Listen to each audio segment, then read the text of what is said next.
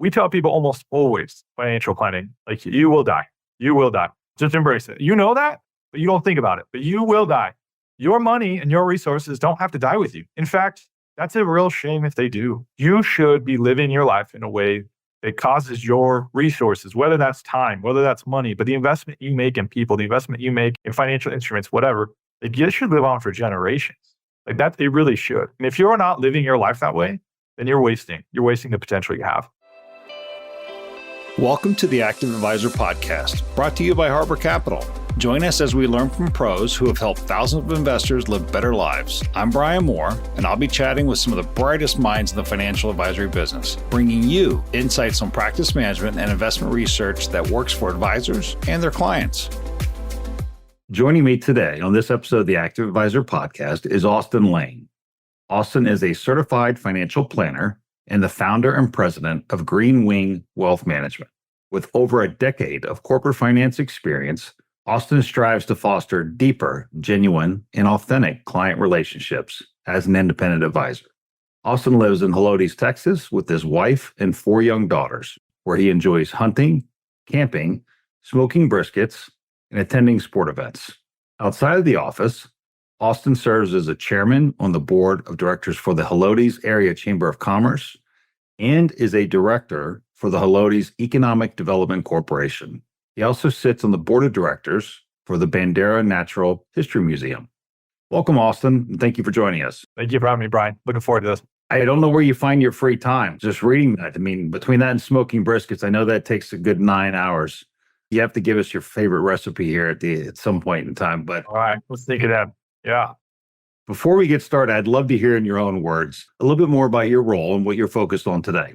Yeah, my role is, I would say we're transitioning very much. Anybody who's opened a business knows that you're kind of everything at first. You just got to figure it out and you got to kind of fill the roles of every department and every decision for a company. We've been very lucky the first 3 years and we've grown. We've been very blessed with some of the growth we've seen. And so a lot of my capacity, a lot of my processing ability right now goes to trying to figure out how to build a sustainable scale where we're preserving a culture that makes us unique and different in the industry, while also creating a capacity to continue growth. That's what I think about a lot. It seems like it should be solvable, but it's challenging. It's very challenging to try and build out some of these things, and especially in a way that's thoughtful, that isn't short-sighted, but really kind of intersects, I guess, the way to not give up short growth for the sake of long and vice versa. So it's challenging, but we're working on it. That's what we're up to. That's awesome. No, that definitely is challenging, but it sounds like just kind of our previous conversations, you're on the right path. Typically here on the Active Advisor, we like to get the conversation started by asking each of our guests, what's the first memory you have related to money or investing?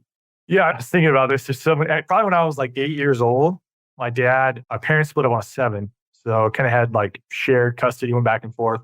My dad he saw this like parenting class. We went to a parenting class at church, and it must have been Dave Ramsey. I don't know how long he's been around, but I'm sure it was Dave Ramsey. And like, you should give your kids an allowance just to start building like responsible financial sense. And so he sat my sister and I down on the couch and he was like, listen, this is what they said I should do. I'm going to give you guys $3 a week and we'll see how it goes. And I was like looking at my sister like, $3 a week? Like, we're rich. Are you kidding me? This is going to be crazy. And I spent it all every week. It was terrible. This humble roots, not always a good financial decision maker, but I just remember that moment. I think in hindsight, should have tied it to chores a little more and really come alongside and make sure that allowance was pegged to a unit of labor. So I appreciate it a little more, but I ended up figuring it out in time. But yeah. Well, honestly, that's what really counts, right? You eventually did figure it out, but you're right. I mean, I think that would actually, going back, my wife and I have talked about that, kind of just trying to get our kids to do some chores, but I digress. Let's switch over here. I'd love to hear a little bit more kind of about your background and the journey that led you to founding Greenwing Wealth Management. So it was 17 years old, high school, and I got just randomly assigned to the student store in our high school, which is like 4,000 kids in this high school. So student store sold Scantrons and pens, and not that people know what Scantrons are anymore, but ices and candy and whatever. It was all cheap, but kids were in there during breaks and lunch and whatever. And I remember thinking like the school I went to was the epitome of cliques and very stereotypical, your jocks and your nerds and whatever you're allowed to say now. I don't know. But I would see all the kids unify around what student stores had. Like everybody liked Snickers and everybody liked ices and everybody needed Scantrons and everybody needed writing utensils. And I started to see currency is not so much pieces of paper, but opportunities for unification. And just everybody is interested in having more money, being able to engage in commerce more and represent what they like more, just interact with their world. And to do that, you need more money.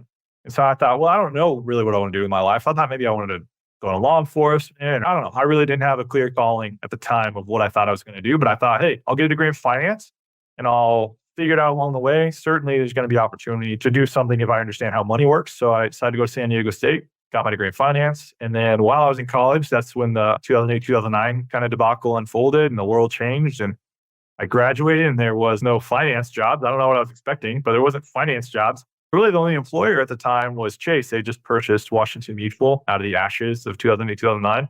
They were rapidly growing. So they, very thankful to them. They gave me lots of opportunity along the way and hired me to be an advisor.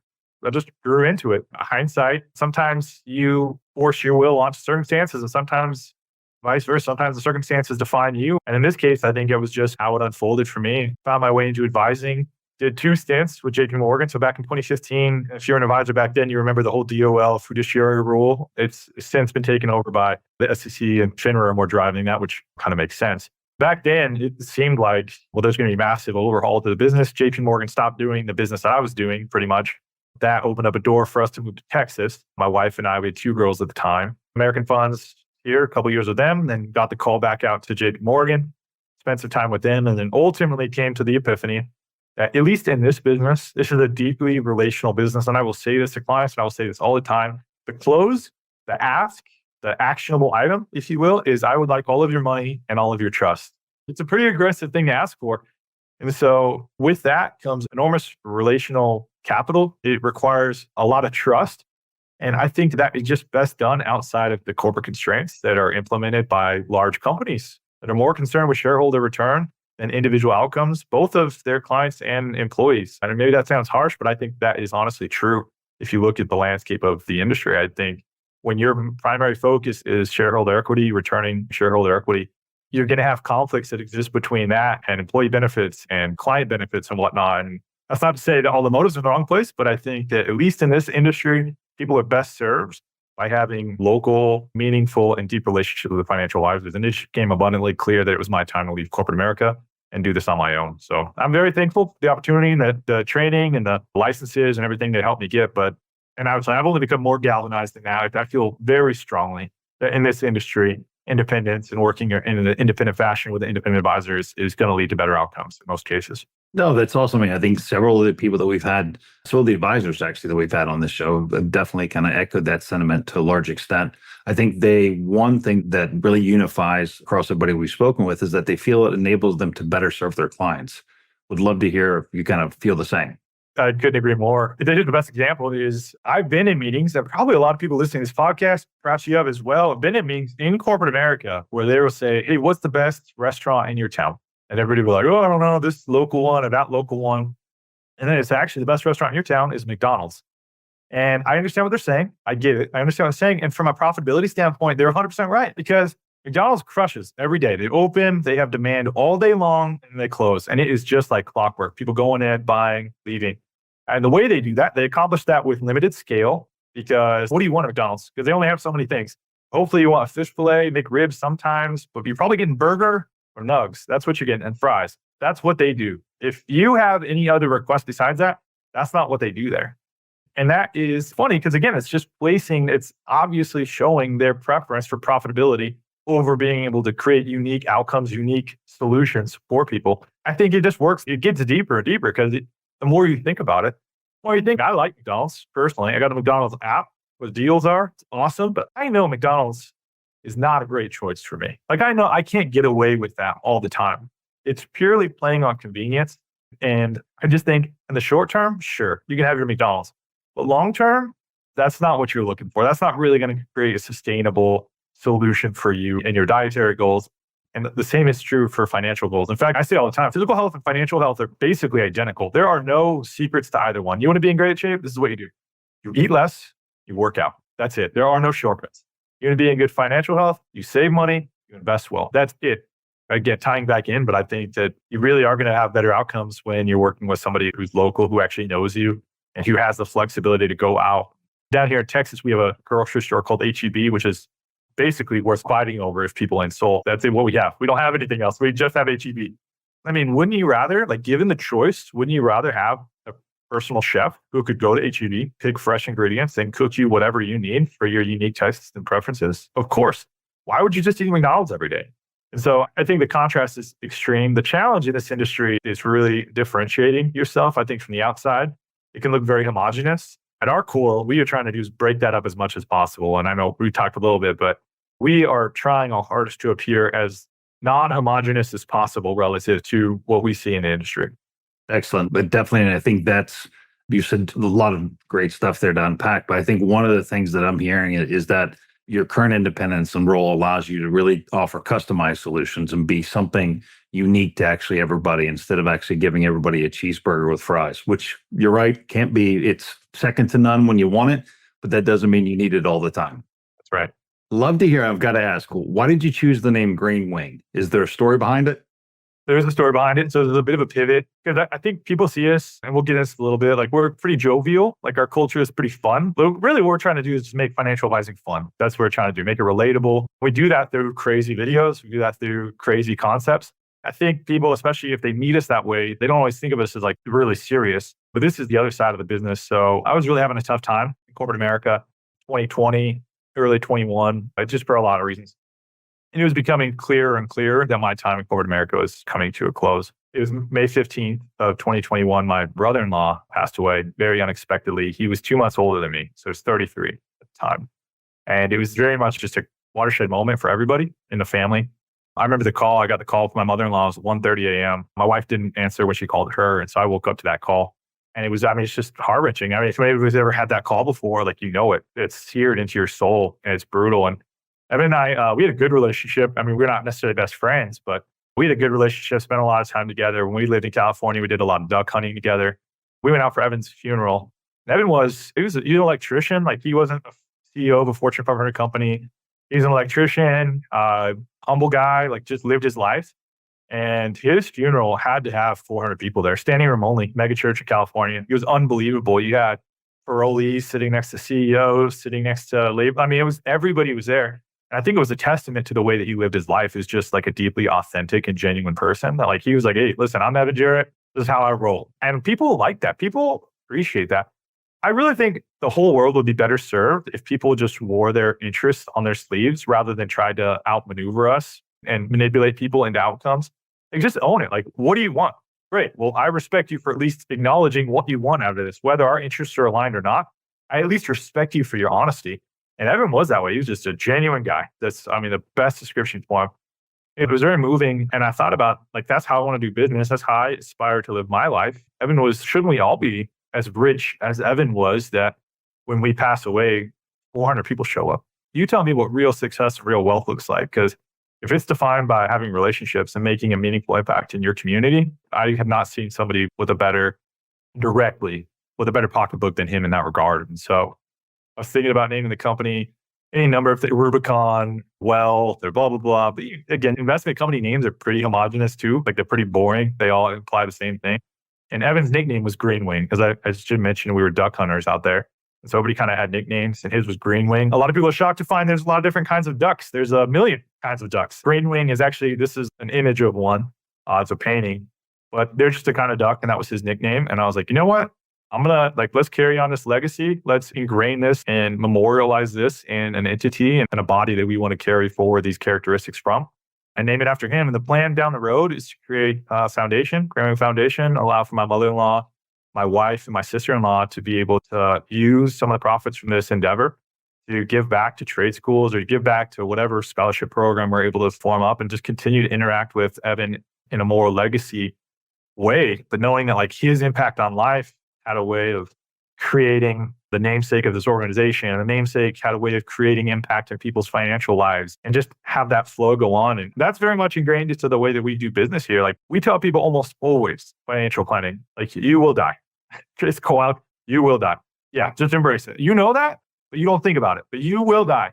Your money and your resources don't have to die with you. In fact, that's a real shame if they do. You should be living your life in a way that causes your resources, whether that's time, whether that's money, but the investment you make in people, the investment you make in financial instruments, whatever, it should live on for generations. Like, that, it really should. And if you're not living your life that way, then you're wasting. You're wasting the potential you have. I mean, that's cool. That's the heart of the organization behind the funny videos, behind the silly stuff we do. That's what we're about. We're about people. We're about legacy. We're about actually changing the world or the community one person at a time. And I've got to ask, it seems it's very heartfelt and you can feel your sincerity and hear it in your voice. And I think this is especially refreshing in this business where I think people kind of can look at us sometimes with the wrong way, but we're really here as kind of more stewards to help people kind of go through life and navigate the after, like you just mentioned. What's some of the feedback about around your videos? Are they reaching they're definitely funny. They bring market commentary and kind of the markets and kind of your insight in a very humorous manner. And if you haven't listened to them, folks, I guarantee if you want to laugh and you want to learn, you should check them out. What's the best piece of feedback you've had on one of the videos? Yeah, the feedback is overwhelmingly positive. I get everybody loves it. On a side note, I don't know what you have to do to be viral. Like, I feel like I've had some good videos. I don't know what I got to do. What do you got to do to go viral? I really think that the goal is just to have fun. Honestly, they're just as much for me as they are for other people. Like, what people don't want to hear about anymore? They don't want to hear about diversification. They don't want to hear about your process of how you implement screens into the profitability, blah, blah. Nobody cares. Like, people will send their nephews and their kids to me and whatever, or like, hey, can you talk to little John? He wants to be a financial advisor. And I always say, why do you want to be a financial advisor? They say, I like the market. And I say, great. Nobody cares. Just so you know, I'm not trying to rain on your parade here. But like, you so rarely talk about the intricacies of investments and portfolio construction with clients. Like, all you do is you communicate it up to the point where they are comfortable with your knowledge around it, and then they let it go. That's the whole point. And so nobody wants to hear about diversification, a little bit, but what they want to know is what you're about. And so I go about explaining that stuff in ways that's just funny, that's entertaining, that will actually keep people watching if I can help it. So some are more educational, but like the last one, for instance, I did was on pandas. Totally nonsense. It's panda bear investor syndrome. Absolute lunacy. But it's just, I'll just be scrolling on my phone and I'll come across like a panda video. And pandas are hilarious. They're objectively funny creatures. Because it's just like, when I look at them, I'm like, that is how I feel. Just like, I don't want to. I'm just like rolling down a hill. It's like, oh, just don't bore me with this. And I think that investors are kind of the same way. It's like, oh, kids can't be bothered with all. Like, just handle it. Like, I'm just going to start and see how it goes. And so I was like, there's kind of a parallel between how I see pandas acting and how I see people sometimes approach their financial planning and investment needs. It's just, if we were more clear on how people could, or we made it more relatable and more fun, people would engage. They do engage. When it's just like, it seems like such a chore. It's so boring that it's just not a priority today. It will never be a priority today because people want to have fun today. They'll get their life right tomorrow. Unfortunately, that's the perpetual problem with this. But we try and make it fun today. So they're like, you know what? He might be crazy enough to actually engage with. I don't know, see how that goes. But I didn't mean to make so many Will Ferrell parodies. I keep waiting for that cease and desist letter. But he's a common visitor. So this jacket I'm wearing is my Ron Burgundy jacket. I call him Don Burgundy, but Ron Burgundy's brother. I have a Nicky Bobby as opposed to Ricky Bobby. But Nicky Bobby is a great example. He's a NASCAR horse. And there's a lot of parallels between NASCAR, driving, racing, and investing. The first one that really took off was an elf character. So I apparently have a passing resemblance to Will Ferrell, especially when I shave. It's hard to see, I'm 6'5", I'm about 260 pounds, so I'm larger than average. So when you throw on that elf costume, people really, like, they stop what they do. Like, you'll cause traffic. You will, because it's just, people have to stop and see what's going on. But it's been weird to see how it unfolds. People love the videos. Again, they're crazy. But I'm shocked, like, how much people have rallied around it. Like, last December, all month long, I'm stacked with events of me going and helping nonprofits and helping other businesses drive sales by just showing up and being, elf and being pictures of elf. And it has its residual benefits to me too. But it's just funny how people are they're craving for something different. They just, listen, life has enough boring nonsense and things you don't want to do. What if we could lace the things maybe we don't necessarily want to do with just so much fun that it becomes something we want to do? That's the whole intention or purpose behind the video content. And then moreover, I just don't see anybody in our industry really doing videos. Like, it's a huge competitive piece for us. I mean, every once in a while I'll see a video here or there, and I do these too, where they're more buttoned up and they're talking about how I do business and blah, blah, blah. And that's fine too. But nothing draws the views, the hits, and the feedback like putting on yellow tights, green jackets, and playing the bagpipes. This is the wild. You confuse people's like central processing circuits if you do enough crazy stuff. And then before you know it, you're having a thoughtful conversation about financial planning. I think that's it. I mean, I think you kind of, in this day and age, people are so kind of desensitized and they're so used to this 30-second reels or whatever it is. We kind of conditioned and social media's conditioned our short-term memory to, you really kind of need to do something somewhat within the normal bounds to kind of go, wait, stop, let me look at this. And at that times when you get your chance to get your message across and you get your chance to tell them, okay, I got your attention, but I'm also serious as well. And by the way, I know what I'm actually talking about. That's the goal. That's the approach. It is funny. Some of the feedback I get is my videos are too long. I don't really know how to solve for that. I just kind of chalk that one up to, I can't make them shorter. I mean, just the disclosures alone are 10 seconds. So it is what it is. I mean, I know people have short attention spans, but then by the same token, I've seen people 3 hours into a YouTube rabbit hole watching some random guy in the Peruvian jungle make mud huts. You know how you end up watching what you're watching? I don't know. Throw it out there and hope for the best. There you go. I think one of the things, though, if we could take it a step deeper than that, is that being independent allows you to do these things. And I think that's one of the things that kind of allows you to step outside of kind of, I'd say, the financial network's comfort zone, not yours or mine. But I think that allows you to have different conversations and deeper conversations with people. One of the things that I have to think that when you do have that second and third level conversation with them is kind of fees. Those always come up, and unfortunately, this day and age. Would love to hear your thoughts on that and whether you think there's a couple of different schools of thought, but I think one of the things to say is that low cost could actually end up hurting a client when you start kind of looking at some of the diversification of assets and kind of ways to invest out there. So the difference between cost and expense. Expense is just what you pay for something, whatever it is. But I think the fixation on the single variable of expense ends up costing people hundreds of thousands of dollars over the life of their planning, if not more, potentially. So credit where due. I think a lot of this stems from, I'm 36 for the record. So I graduated college in 2010. And I think that's important because it shapes the perspective I have on the industry. I think it's very different from the old timer advisors or even advisors that were in the business in the early 2000s or earlier. I came about a world where Vanguard had really saturated their marketing message to much of the industry. And what their basic premise is, what do you need a financial advisor for? You can get market returns by just buying low-cost ETFs. And I think that played well into some of the distrust that emerged 2008, 2009. I'm sure there was always a little bit of distrust, as there is with any industry.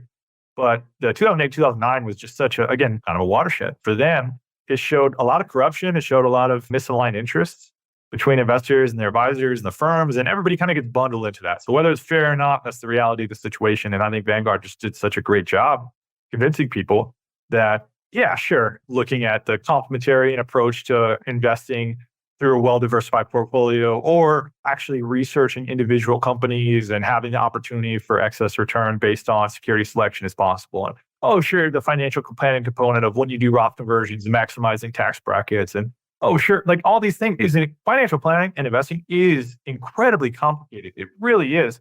But Vanguard has just done such a good job of saying clients don't care about that. Kind of what I was saying earlier, honestly. They don't want to talk about that. But you know what they can relate to? They can relate to fees every single time. And so, unfortunately, that's just driven, I think, a lot of the culture, like the investor culture, into this idea of it's swag. That's not the right word, but it's almost like, well, the smart money would say that you can get that return through Admiral share. Like, no, you want to have a conversation about this or not, because you're dipping your toe in my pool and I'm going to pull you in if that's what you want to have. I think that advisors, this is on advisors. We need to have a conversation and say, no, that's ridiculous. It's a ridiculous argument. But I think many advisors have just said, oh yeah, be passive then. No, don't fight the wind. Just be passive and collect your 1%, which is absurd to me too, because then all you're doing is assuring that your clients are going to lag the benchmarks by exactly your fee, which is my 2 cents. I think that's absurd. It's an absurd value proposition to make from the investment component of how you manage money. But I really think that fees, people don't actually care about fees. They gravitate towards it because it's relatable, but people don't actually believe in it. And we just haven't framed the argument well enough for people to actually conceptually understand. So here's 2 examples. If you go car shopping, you absolutely do not buy the cheapest car you find. Well, all cars are the same at their core, right? They just are transportation vehicles from point A to point B. What's the difference? Like, it's the same, because that's essentially the passive argument. It's fine. It's all the same. So why even bother trying to differentiate and pick winners from losers? Just go out and buy the least expensive one. That's an absurd argument. There are such huge differences between vehicles. Again, some of those will be realized immediately. Some will be realized over time. But the idea that you wouldn't spend any time researching the right kind of car you want to buy is an absurd statement. And yet, that's how we pursue investments. And then moreover, like the do-it-yourself, like the kind of play do-it-yourself. So like, listen, I can, and I have a circular saw. I can cut a 2x4 and build a deck. Sure I can. This is how it goes. I go home, I tell my wife, hey, honey, I'm going to build a deck this weekend. She says, I don't think that's a good idea. Are you sure that you want to build a deck? Why don't you hire a deck guy? And I'm like, are you kidding? I can build a deck. I'm a man. I will build the deck. But don't even talk to me. So then you go to Home Depot and I buy the wrong kind of wood, which who knew you could buy the wrong kind of 2x4. So more than once. Now I have a whole bunch of wood that I can't even use for this. And I got to go back to Home Depot and I got to get the yellow kind. Anyway, so 6 trips later, one really bad deck later, I'm sitting here and I'm like counting my battle scars and my receipts to Home Depot. And somehow now I've spent more than it would have just costed to actually hire somebody to come and build a deck in 2 hours. It's ridiculous. I'm in a marriage fight. I have a horrible deck that I need to uproot. And I still have to hire a professional because this wasn't even done to the whole scope of what could have been done. And the whole thing, again, is based on this argument that like, oh, it doesn't matter. It's just seek low cost. It's absurd. Again, nobody believes this just based on the way that we live our lives. To really put a bow on this is the global economy is based on specialization and efficiency. That's what it's based on. I make my maximum per dollar value to society by being a financial planner and advisor. So let's say I make $200 an hour. Why the heck would I spend my $200 an hour at home building a deck when I could hire somebody for $30 an hour who's going to do a better job? It doesn't make sense. Maximize your efficiency, maximize your time. That's how you build wealth. This is the richest man in Babylon. This is the same premise I'm explaining here. Like, why would you waste your time doing it when it's not what you do? It doesn't make sense. But investments is such a unique industry because it seems like almost the idea that having somebody else manage your money is like intellectual downgrade that like people sometimes often don't want to confront it. It's just silly. It's just pride. It's often, and all these things I think connect in a way that just causes people to think, well, it's not the end of the world. We'll check out passive and see how it goes. Well, do it at your own peril. I don't know that you will end up in a bad situation. I don't know that. We don't use the G word in this industry, but I have strong suspicions. I'm quite confident based on what I've seen in my experience and through my career that you're going to have the best outcomes when you're working with somebody who's working with you closely, doing comprehensive financial planning and implementing some sort of active approach. And again, like I just think there's so many examples of it. I could go on and on belaboring the point here, but like Tiger Woods was the best golfer for a long time. Scotty Scheffler's the best golfer now. Novak Djokovic. Pick a sport. Every single one of those best athletes in the world, you know what they have? Everybody knows this. They have a coach. Why do they have a coach? The coach couldn't beat them. Doesn't matter. You need people in your corner, maximizing your outcomes by pointing out blind spots, by improving you by any number of ways that can add value. So I could go on and on. I have some pretty strong feelings about this, as you see. But I think the whole argument, honestly, is disingenuous. I think the pendulum is swinging back a little bit right now. But I think it needs to be stated clearly to the public and let the marketplace recalibrate to an understanding that you have to have an advisor and you have to implement active management. I really don't understand the argument besides that. Nope. I completely understand and I appreciate your honesty and your insights. I think one of the things that kind of we've talked about fees and we've talked about that side of the business. Would love to hear it. Definitely, I think at the core of any good financial advisory business is it becomes down to curating relationships with clients. I think that's what, and you mentioned it earlier, that's what enables you to kind of go do what you do on their behalf. You mentioned previously in a conversation that the 3 F's are at the corner of every conversation you have. Would love to hear a little bit more about that. Yeah. So finances, of course, faith and family. I think sometimes this could be a little buzzwordy, for being honest. Like I hear those sometimes, but it doesn't make them less true. They are at the core of every individual's convictions that they are. And so I don't even mean like this big faith, for instance. I don't even mean that you're a Christian or a Muslim or Catholic or whatever. Like you believe in something, faith in something. You have every human being by virtue of being a human being, you have faith in something. And those are like, that is at your core, what is somewhat eternal. Like that is what you believe in if all else fails. And so when you start talking about money with people, it's not about the money. You're already picking this up. I've already said this a few times. It's not about the money. It's about an expression of what you believe in this world. Money is a mirror and nothing more than that. It is a mirror of your characteristics. So if you want to know what you're about and you want to know what you care about and who you are, pull up your transaction history and see where you spend your money. That'll tell you the kind of person you are. And so faith, finances, family, those 3 things, they will come up every time. I don't necessarily mean to talk about it every time. But when you're talking about money, which is just a very emotionally charged, a very deep thing with people, you just end up being so involved in people's lives that you can't help but having those conversations. And at the core, that's what's so great about this business is you really get to be deep with clients. Like you just end up with extraordinarily meaningful relationships where you feel them, they feel you. Like you just end up with such a relationship that has the potential for change in their lives. And I think that what you said earlier, I mean, this is a job about stewardship is what it is.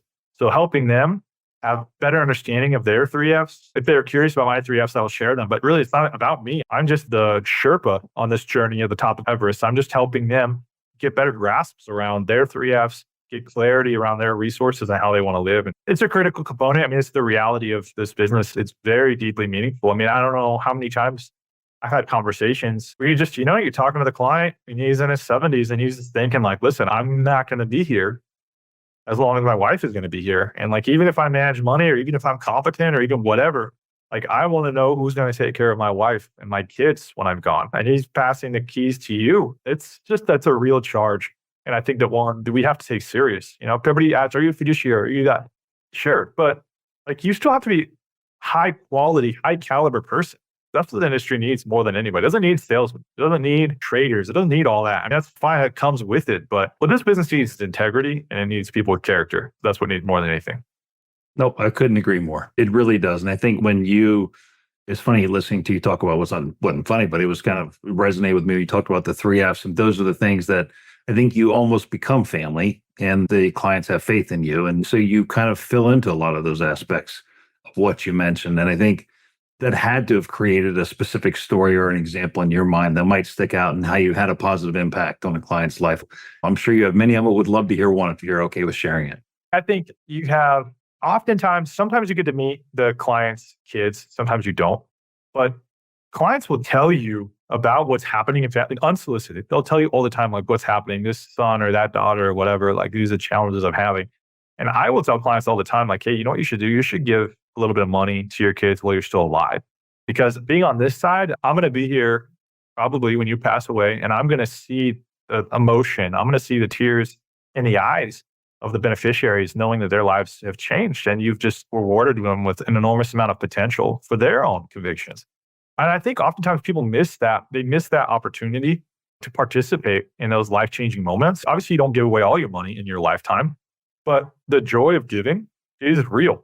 It's compelling. And this is all, it's a very watered down version, but we had a client one time and there's an issue finding a beneficiary. He didn't have kids of his own, so there's some challenge with that. So the beneficiary did not know they were a beneficiary. And it took a day. It took 2 days almost trying to track down this beneficiary. We ended up reaching out to the pastor who performed the service, the funeral service, and found the beneficiary. And I couldn't talk about a lot before she came and identified herself to me. And I didn't know her, but kind of going out of your way and seeing, it was like $150,000. It wasn't $1 million account. But $150,000 you're not expecting is a welcome sight, of course. And to see like this flood of emotions, these people like, what? My uncle left me, what? $150,000? And just like you could see almost like people talk about your life flashing before your eyes. You can almost see the relationship flash in front of that client's eyes. And just like the validation of like, man, I always thought we had a good relationship. I can't believe he felt that. I can't believe he would do this for me and the love he had for me. But that's really when you redefine, you see the perspective shift from, oh, this is just about maximizing returns and a risk adjustment. I'll be careful. Yes. All right, great. It is. But it's not about, this is about people. This is about people living their lives, meeting their purposes, maximizing their time and potential, whatever that is. And that is all done through deep relationship, through love for each other and really just caring about your neighbor and your family and being on this side of the desk and seeing those things come to fruition. Obviously, you don't want to lose clients and you don't want to see people pass away. But those moments are they're so memorable and they just stay with you so much because it's a reminder that's not what this is about. Like we're not going to live forever. What do you want? I say this to clients all the time, people do live their lives like they have spares, or like this is their rough draft, or this is their first go through. Like, how would you live your life if you really believed that this was the only July 15th, 2024? Would you doing what you're doing? Or would you be pedaling as fast as possible or paddling in a direction as efficiently as fast as possible to get the most out of it? Like you still got to work. You still got to do things you don't want to do. That's how life works. But I don't know that people would be as passive about their lives. There's another problem with passivity. Live your life active. live your life with intentionality. Anyway, that kind of went down a rabbit hole. Your example that you brought up shows that kindness is something that gets passed on and I think can occasionally get rewarded, sometimes monetarily, other times it can be in a different act. But no, thank you very much for that story. One more question for you, Austin. At Harbor, we're firm believers in active management, though it's important to acknowledge that every financial expert has their own unique perspective. From your experience, what is your take on active management and where have you seen it making the most significant difference? I'm willing to die on every active hill. I think the argument from the other side, we're in lockstep. I'm proactive pretty much in every capacity. The argument from the other side is, well, in efficient markets, there's less opportunity for alpha or for excess return or for deviation from the expected return.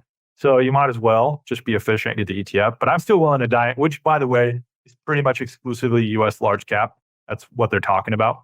I would still be willing to die on that hill. I still think US equity, you're generally going to have, security selection, you're going to have excess returns over time just by fundamentally researching and understanding profitability, understanding management structure, understanding management vision. You're going to have excess return, I think, over time. But I mean, internationally, small caps, you start talking about these other sectors and asset classes. Again, I think this mantra, this tagline of just buy passive, it's fine, you'll get market-like returns. No, man, the returns are enormously different. Like the dispersion of return at minimum, like as well, I'll start arguing. At minimum, we need to agree and look at the dispersion of returns between all asset vehicles within a certain asset class. And there are dispersion of returns. So at minimum, you can't disagree that there's alpha. There is alpha. There clearly is alpha. It's a provable concept. Now, the question needs to turn into, is alpha recreatable? And on what standards and metrics is it something that can be identified, sought after, and then implemented? And of course, you can, nobody actually disagrees that you can. It's evidenced by the fact that not all coffee is the same. It's not evidenced by not all houses are the same. Not all cars are the same. Of course, they're not. And so one of my favorite examples is in fixed income. I think it's the easiest one to pick apart because stocks, again, it's harder to, it's over time. There's some subjectivity to that. There's a lot more complexity. Well, it's a little more tricky in stocks just based on timing and a number of factors. But bonds are easy to destroy the passive debate in because you can't even buy the Barclays Ag, for instance. You can't buy the index directly. Let's say company X, you like the credit risk of company X. Great. Awesome.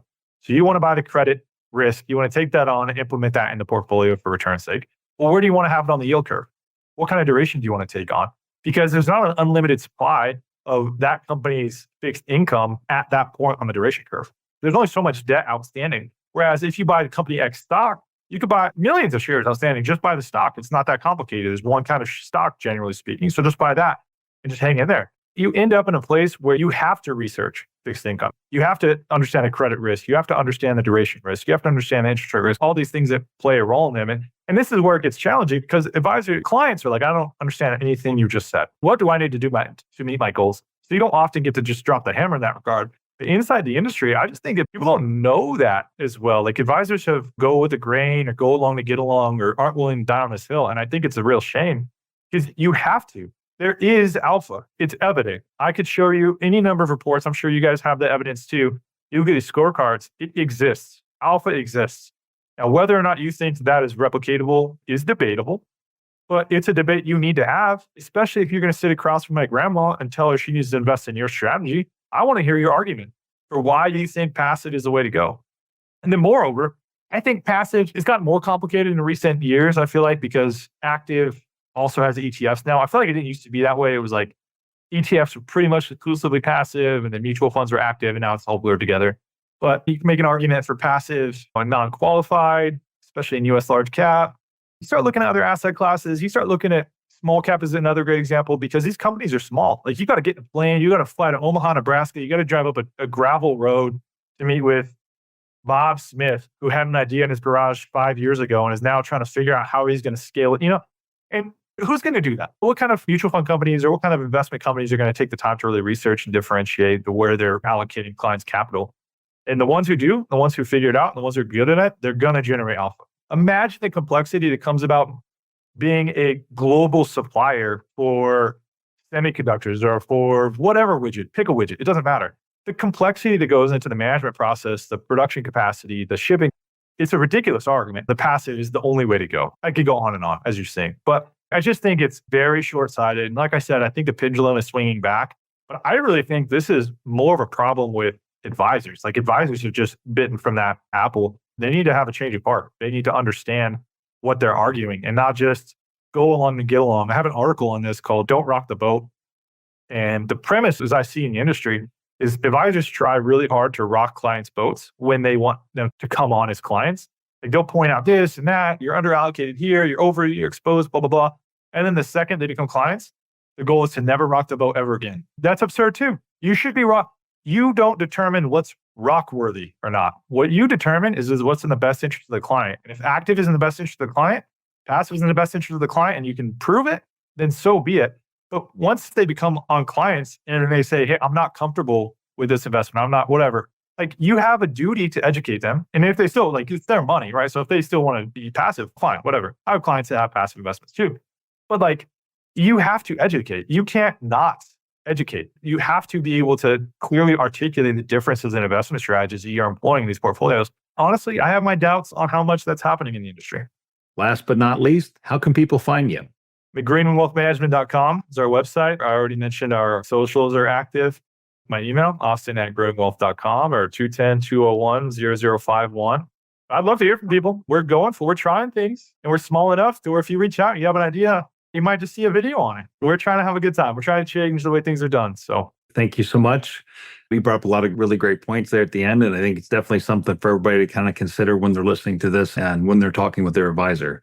But now we're going to go on to my favorite segment of the podcast, which I like to call 60 Seconds with Austin Lang. Let me know when you're ready. I'm ready. Nickname. Bubblehead. Hidden talent. What, the bagpipes? Favorite outdoor activity. Hunting. Best professional advice you've ever received. Pick one thing and become an expert at that one thing. Create a demand for yourself. Go-to brisket recipe. I like coffee in my rub. What is your go-to relaxation activity after a busy week? I like to just wind down with movies. What never fails to make you laugh? I'm a big fan of Will Ferrell. What's one thing your daughters do that drives you crazy? They never stop talking. What's one question you think all clients should ask their financial advisor? They should pick something that a financial advisor would not know. Ask your advisor about that and calibrate how honest they are based on the answer they give. Most rewarding part of your job? The relationships, the validation, the depth of relationships, the meaningful impact you're able to make over time with clients is great. Favorite way to get active? Golf's always great. Pickleball is the thing now. I'm really enjoying mowing the lawn. That sounds like a crazy thing, but we got a riding mower now too. It's fun. I gotta say, just being outside.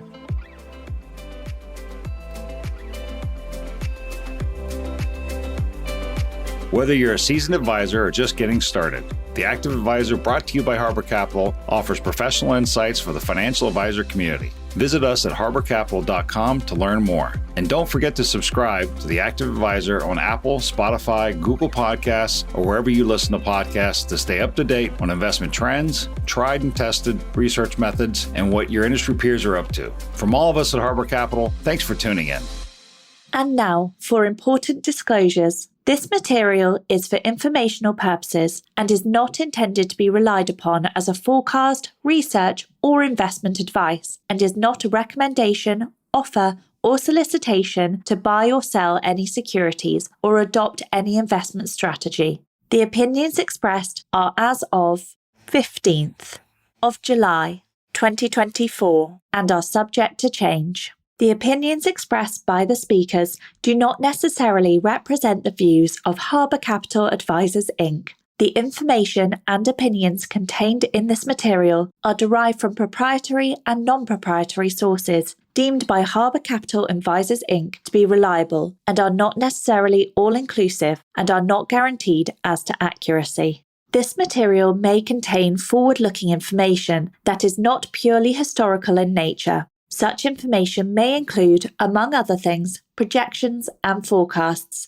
There is no guarantee that any of these views will come to pass. This material may not be representative of the experience of other individuals. Reliance upon information in this material is at the sole discretion of the viewer. This material is not legal, tax, or accounting advice. Please consult with a qualified professional for this type of advice. Investing involves risk, including the risk of loss.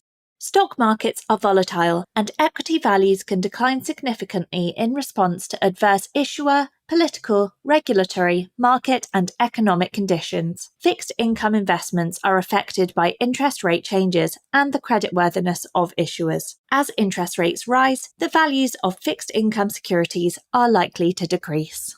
Specific companies and issuers are mentioned for educational purposes only and should not be deemed a recommendation to buy or sell any securities. Any companies mentioned do not necessarily represent current or future holdings of any investment products. Harbor Capital Advisors Inc. does and may seek to do business with companies covered in this podcast. As a result, listeners should be aware that the firm may have a conflict of interest that could affect the objectivity of this podcast. This material is prepared by Harbor Capital Advisors Inc. Harbor Capital Advisors Inc. is not affiliated with Greenwing Wealth Management. All trademarks or product names mentioned herein are the property of their respective owners. Copyright 2023 Harbor Capital Advisors Inc. All rights reserved.